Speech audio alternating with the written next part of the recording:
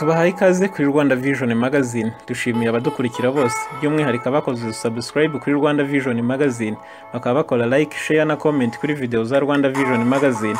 We are here for you every time of the day of the week of the month, every month of the year, every year of the decade, and every decade of the century. Imana ibidufashijemo murakoze.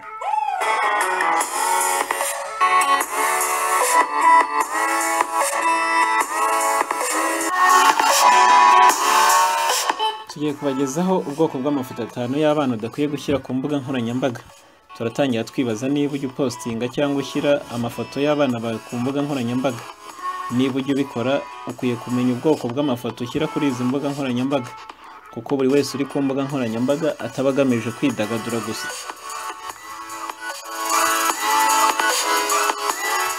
Iyo usangije amafoto yawe n'inkuru zawe ku mbuga nkoranyambaga, ugushyize igice kinini cy'ubuzima bwawe hanze. Ukora amahitamo mu gushyira amafoto yawe n'ay'abana bawe ku mbuga nkoranyambaga, ariko umwana wawe nta mahitamo aba afite mu guhitamo amafoto umushyirira ku mbuga nkoranyambaga. Niyo mpamvu uba ukwiye kwitonda mu gihe ushyira amafoto y'abana bawe ku mbuga nkoranyambaga.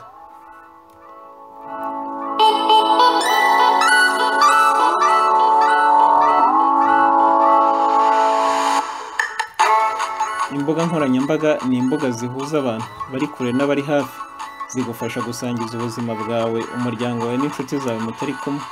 Mu gihe hari ibintu byinshi rero byo gushyira kuri izi mbuga nkoranyambaga, ni ngombwa kwitondera ibyo dushyiraho n'ibyo tudakwiye gushyiraho.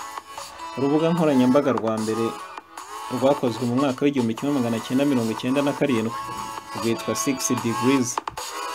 Nyuma yaho haje n'urundi rwitwa bolt.com.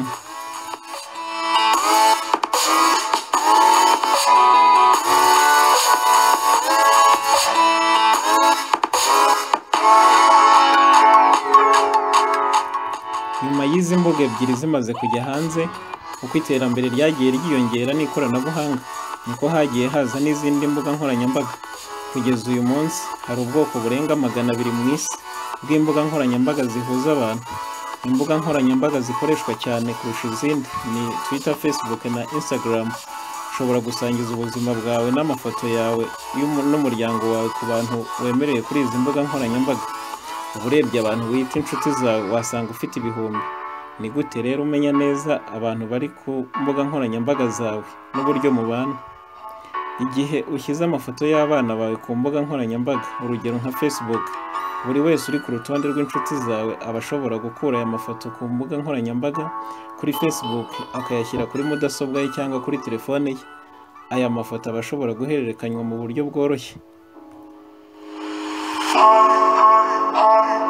Ifoto ya mbere ni igihe umwana ari gukaraba. Nta kintu giteye ubwuzu nk'umwana muto uri mu bwogero n'ibikinisho bye.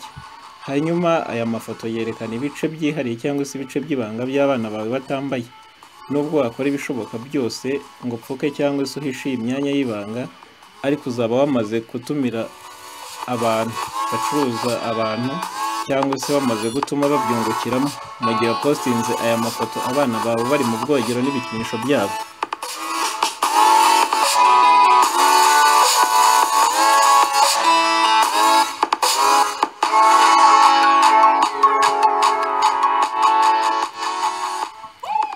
Amafoto ya kabiri ni amafoto yerekana cyangwa agaragaza ibice byihariye cyangwa se ibice by'ibanga by'umwana.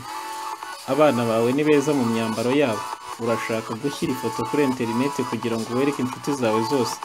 Reka tuvuge ko utazi niba imyirondoro yawe nayo yerekanywe muri aya mafoto mu gihe uri kuyashyira hanze. Ntabwo ubyitaho, ariko imbuga nkoranyambaga zerekana aho uherereye. Uba watumiye abantu utazi utanabigambiriye.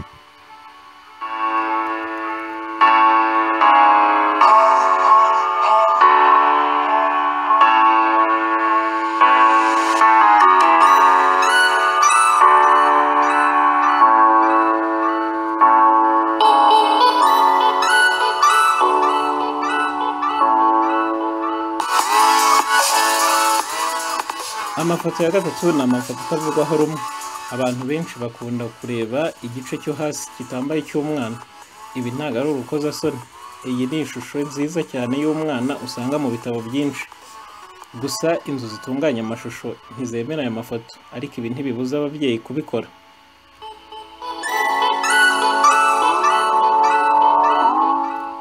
nibyo koko ntacyo bitwaye kwibuka ubuto bw'umwana wawe, ariko ibi ntibyanagushyira mu mwanya mubi gusa, byanatuma abana bawe isi yose ibamenya. Birenze kuri ibyo, amafoto y'abana bawe agaragaza ikibuno ntabwo ari meza, cyane cyane muri iyi si y'uyu munsi.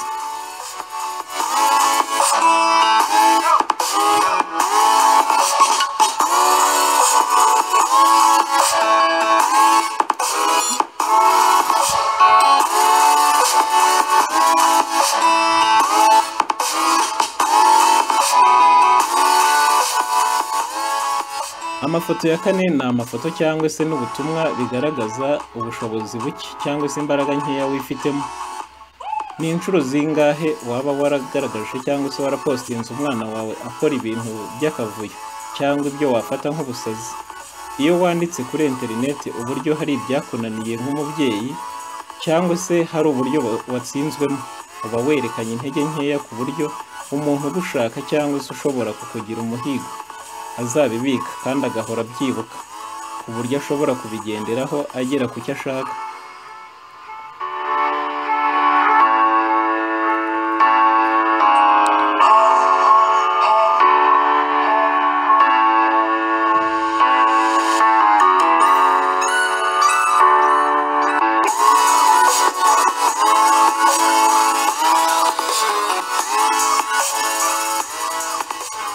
Barabizi ko udashoboye, amaze kubibereka n'umwana wawe ko agoye kumugenzura, kuko nabyo ujya ubigaragaza.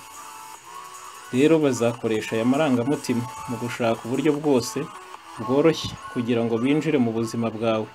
Ntukerekane intege nkeya zawe ku mbuga rusange.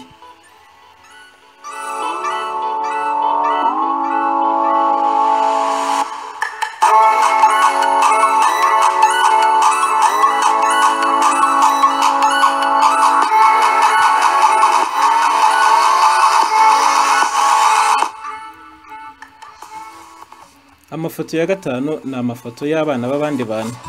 Mu gihe ushaka gusangiza amafoto meza y'umwishywa wawe cyangwa se umwisengeneza cyangwa se n'undi mwana wese w'undi muntu,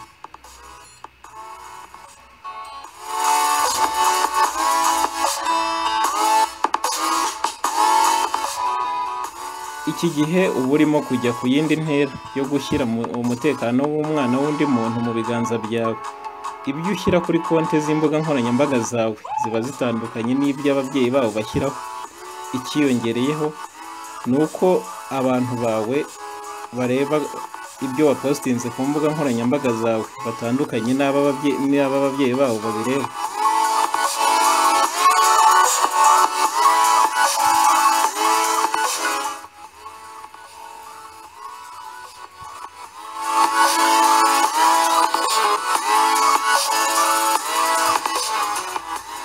Ntugakire inshuti yawe cyangwa se umuvandimwe wawe mu mwanya ushyira abana be mu kaga k'icuruzwa ry'abantu, cyangwa ngo ubashyire kuri interineti atabiguhereye uburenganzira, kuko byabashyira mu mwanya wo kuba icuruzwa ry'abantu.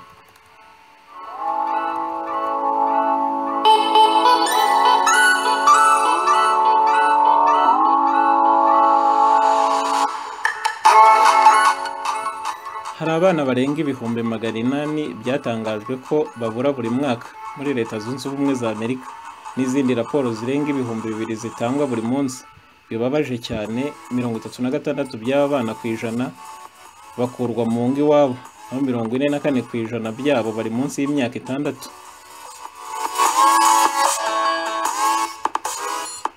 Ubucuruzi bw'igitsina buragenda buba rusange. Inzobere zikora ubushakashatsi zitekereza ko bishobora no kuzarenga igurishwa ry'ibiyobyabwenge bitemewe mu myaka mike iri imbere.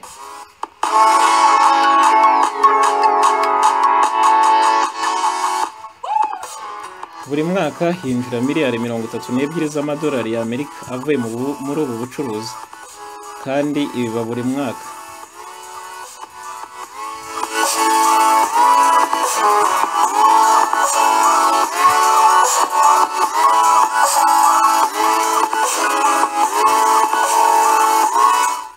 Tubashimiye nanone gukurikira video ya Rwanda Vision Magazine, ariko hari ibyo wakora kugira ngo wirinde kuba mu mwanya cyangwa se kuba umuhigo w'icuruzwa ry'abantu.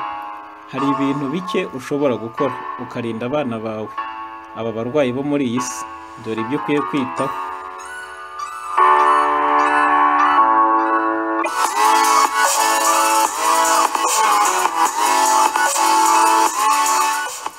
Icya mbere ukwiye kwitaho, ntukareke abana bawe bagira konti z'imbuga nkoranyambaga kugeza bakuze.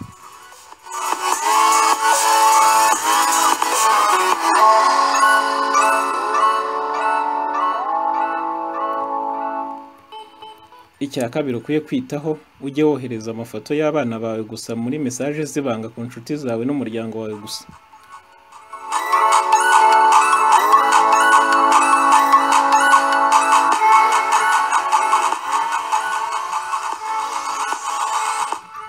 Icya gatatu, ujye witondera kwemerera abana bawe kujya mu matsinda yo gukina imikino y'amashusho kuko bashobora kuhahurira n'ababayobya.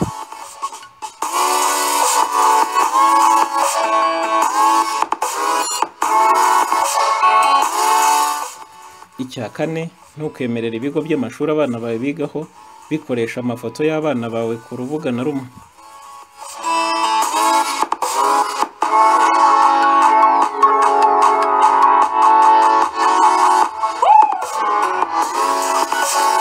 Muri ibi bihe byiganjemo icuruzwa ry'abantu cyane, hari ibyo wakora ukagabanya ibyago byo kuba inzirakarengane. Kudashyira amafoto y'abana bawe ku mbuga nkoranyambaga zawe ngo abantu bose bayarebe, kuko uba uri kwishyira muri ibyo byago.